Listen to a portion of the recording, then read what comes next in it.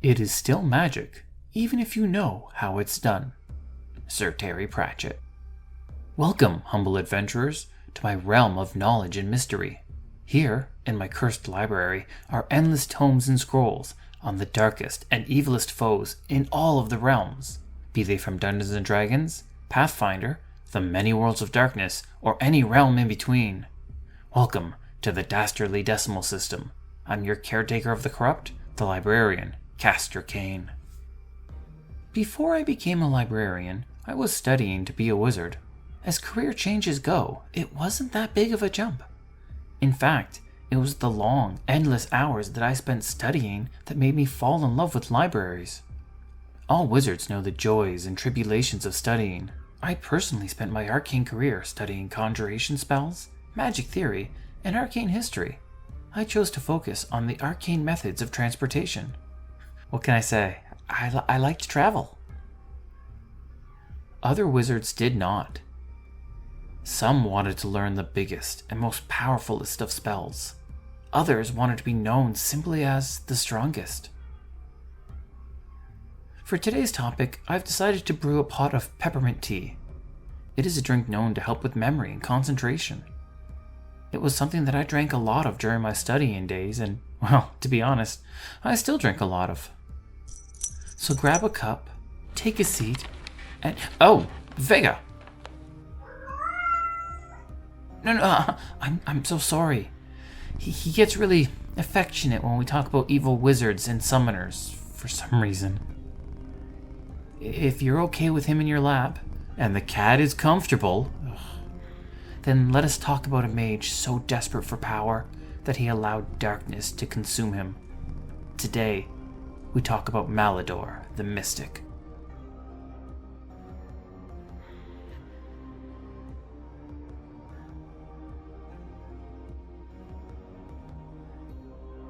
For today's conversation, we return to a frightening realm of violence and misery. It's a world that holds more terrors and horrors than any of the other realms combined. We return to a realm that I avoid visiting at all cost. We return to the realm known as Earth. There are many versions of this realm, some with magic and some without. Some have technology so advanced that it just becomes hard to fathom. Some even have superpowers and caped defenders of justice. That is the case here as we look at a version of Earth with mutants and masterminds, and as we travel to a metropolis known as Freedom City. Capes. I never got capes. I'm much more of a flowing, arcane robe type of guy. The booming metropolis known as Freedom City lies on the crossing of several powerful fey lines. It is a bubbling point for arcane energy and a way station for both magical and superhuman activity. It also acts as the home of Malador the Mystic. Malador is an undead creature, awoken after millennia of slumber. His body is wrapped like a mummy and hidden under a black flowing robe that seems to endlessly echo out, like shadows consuming the world around it. His face is covered by a gold, skull-shaped mask with a red jewel sitting at the center, and his eyes, which glow from within, shimmer with a deep water blue and glisten with eerie, necromantic magic. All of this creates a frightening visage, one that instantly strikes terror in the citizens of Freedom City and brings fear into the hearts of its heroes and its protectors. Malador is a powerful mage, albeit not as strong as he once was. Desperate to regain the power he once had, he has become a single-minded force, willing to eliminate anything that gets in between him and ultimate power. So sure is he of his arcane power and skill that he can't help but gloat upon any level of achieved success. He is confident in his own powers, and he swiftly punishes any who question him. Minions who misspeak often find themselves painfully transformed into gibbering aberrations or simply just destroyed. As a master sorcerer, he has a wide variety of spells at his disposal, like arcane shields, mystic blasts, flight, magical chains, and the ability to summon demons, beasts, and aberrations to fight by his side. Combined with his collection of arcane artifacts, he has proven himself a dangerous threat in not only the arcane world, but the superhero one as well. As an undead creature, Malador no longer needs to eat, sleep, or breathe. He even finds himself blessed, or cursed to some, with an eternal life. On the rare cases that his body is destroyed, his life force retreats into his golden skull mask. There, it awaits until a suitable host body comes into contact with it. Then he takes control of the body, destroys the host's mind, and uses his magic to transform it into a duplicate of his own. More than once, heroes have believed the threat of Malador the Mystic to have ended, only to have him return as powerful as ever with an even bigger chip on his shoulder.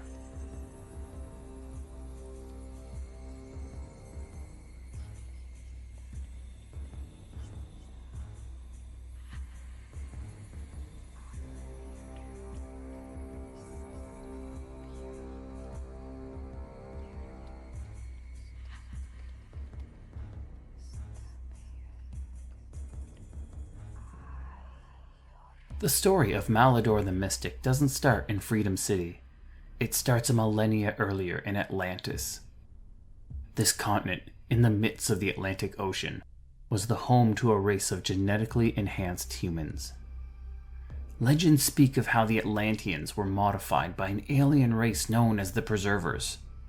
With the leftover pieces of alien technology, the Atlanteans built a powerful and mystical society. The smartest and hardest working citizens lined up to enroll in the Atlantean schools, desperate to become scientists or magicians. Their goal as a society was to combine both magic and tech to unify the known world. Chief among the arcane wielders was a student named Malador. As an eager disciple, Malador spent endless hours studying.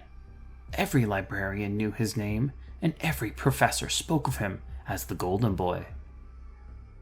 He was the most gifted student, and he was by far the hardest working one as well. The other students, however, spoke his name only in hushed whispers. They were the ones that knew the truth. Malador hated to lose. Every student wanted to do their best and come out on top, but nobody wanted to go head to head with Malador. The few that were able to best Malador didn't brag or celebrate. In fact, they rarely spoke of the encounter. What little they did say spoke of a dark side that existed within Malador. After years of study, Malador graduated from his school and was eventually granted the highest title known to the mystic world. He became the Master Mage. The Great Wizard, the Archmagister, the Blackstaff, and even the Sorcerer Supreme. The title went by different names in different realms, but the idea of the Master Mage was always the same. These are the casters most in tune with the mystical forces of their world.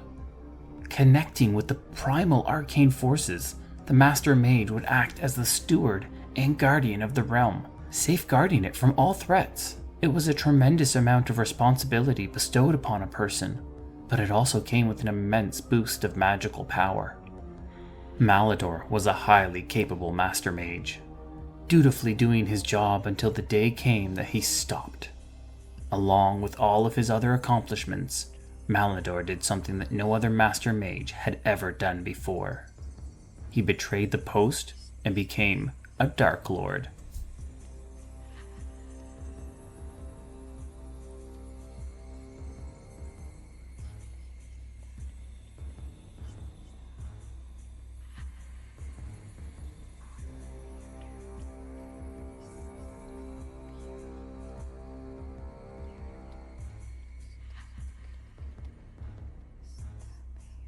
There is little scripture about Malador's fall, most of it lost in Atlantis' sinking, but what is known paints a dark and almost somewhat tragic picture.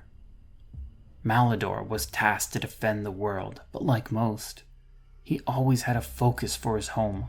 So when Atlantis went to war with the serpent folk known as the Lemurians, he fought alongside his people.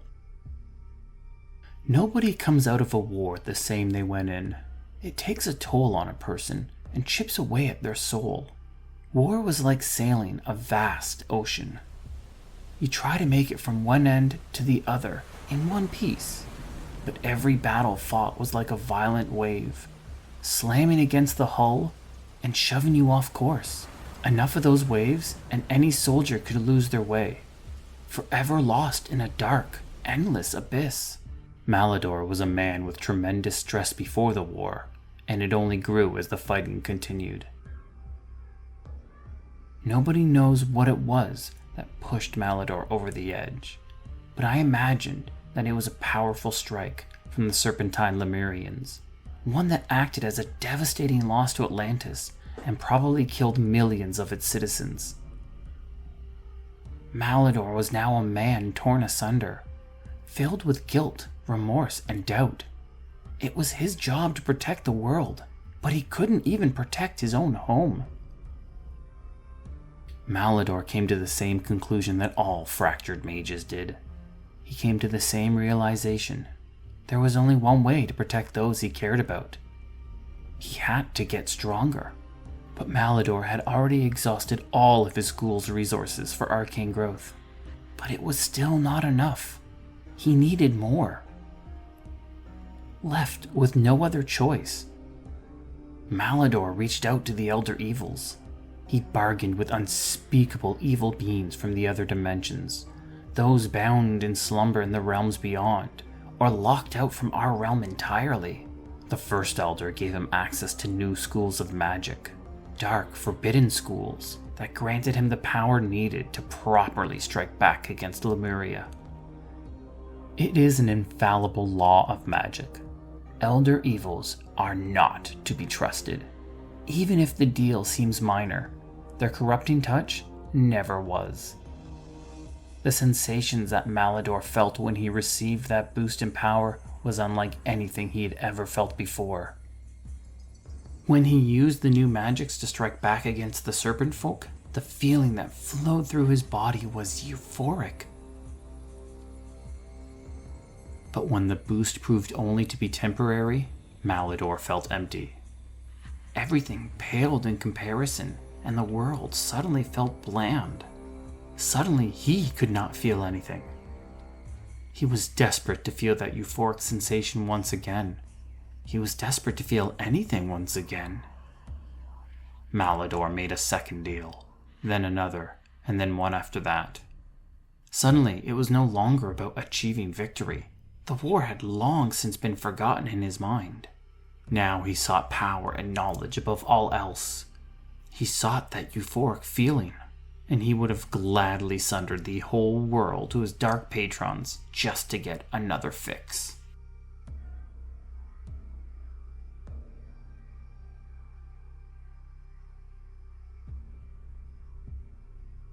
When his deals were discovered, the sorcerers of Atlantis knew that they had to stop Malador. The strongest mages, many of which were his teachers and fellow students, united to stop him. They channeled their magic together and began the powerful ritual. They stripped Malador of his power and imprisoned him in a tomb, his own stolen arcana being used to lock him inside for all time. With his final breath, Malador cursed Atlantis. Not long thereafter, Atlantis sunk and their advanced civilization was lost forever.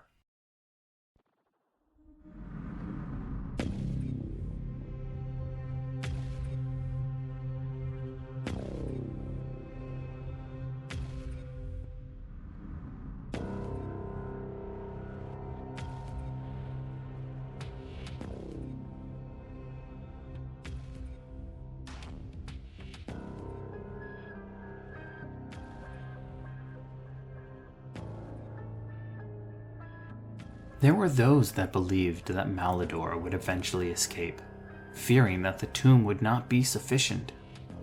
Malador's successor, Naran the Wise, decided to take action. They casted a spell upon themselves that would allow their soul to be continuously reincarnated through the ages. So if Malador were ever to be freed, then the mage that led his defeat would be able to stop him once more. Speed forward through the ages to the year of 1930. An archaeologist and adventurer by the name of Adrian Eldrick uncovered a lost tomb and unwittingly awoken Malador. Free once more, Malador discovered that two crucial things about him had changed.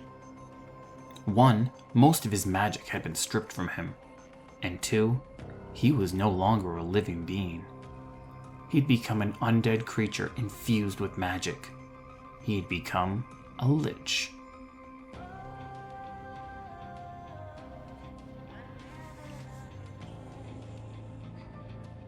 Malador was desperate to regain the full power he once had, to regain the title he once held, and to reshape the world so he could witness that euphoric sensation once more. His campaign of assault against the mystic world began. For almost 90 years, he would steal magic artifacts and murder young mystics, draining each of them for their power. He performed great rituals and sacrifices to the elder evils, once again looking to them to refuel his power. The name Malador the Mystic became a moniker of terror in both the arcane and superhero worlds. Many heroes have stepped up to stop him, both Mystic and Cape, but none have ever stopped him for long. But of all the do-gooders to face him, none have been a greater foil than Adrian Eldrick. When the adventurer unlocked the tomb and accidentally freed Malador, he also unlocked the power hidden deep within him. Magic began to swirl around him as three Atlantean mages appeared. They told Adrian of his heritage and that he was the reincarnation of the master mage known as Naran the Wise. From that day, the magic knowledge and power hidden deep within his soul was unlocked. For decades, Adrian Eldritch trained under the then master mage known as Broken Crow, until his skills rose to a point where he could eventually take over the title himself. Now, operating under the totally original superhero name of Eldritch, he and Malador continuously battled, neither able to permanently stop the other.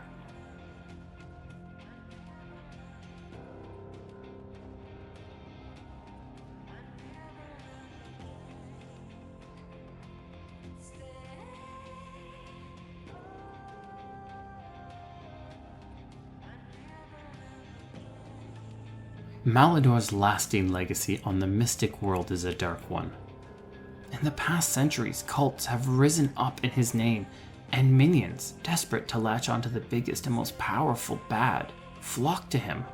Forbidden spells had been crafted in his name and likeness. Necromantic blasts, mist of miasma, and reanimation spells all bore his moniker, but the darkest legacy is his name alone. In the millennia since the betrayal of his oath, the name Malador has gained power. Even while the mage was entombed, it had become a word of power, invoked by mages and necromancers seeking domain over life and death. It had even become an emblem that a warlock could burn onto their skin to fuel their magic from Malador's power, ironically using Malador as he had used the Elder Evils many millennia ago. As a wizard myself, I understand the allure of unknown and hidden magics. I've continuously searched for spells that allow me to travel to or scry upon new worlds. But there is a limit for each and every mage, where desire and passion cross over into obsession, and nothing good ever comes from obsession. If there was a humane side in all of Malador's deeds, and I'm not quite sure if there could be, it would have to be the tragedy of his obsession and his addiction.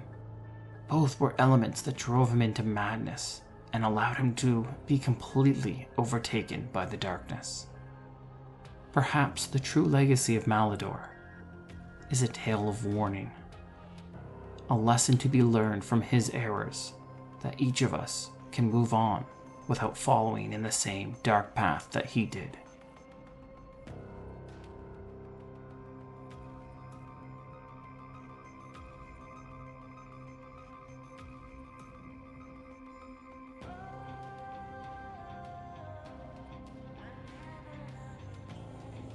It seems our tea has run out, which means so too has our time.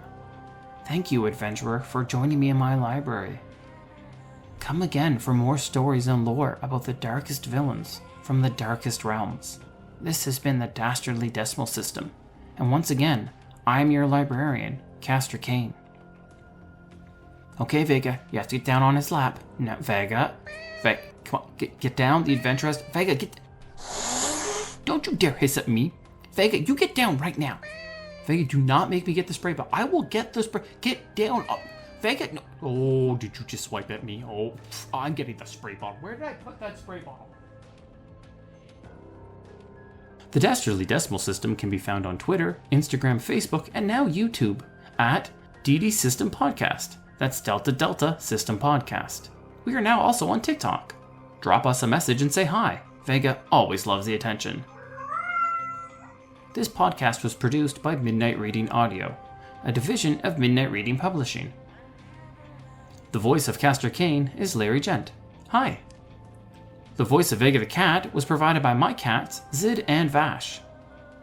Music was The Spell and Almost Human, I Will Never Love Again by Oblix from Pixabay.com, licensed under the Creative Commons. Thank you for stopping by and have a wonderful, wonderful evening.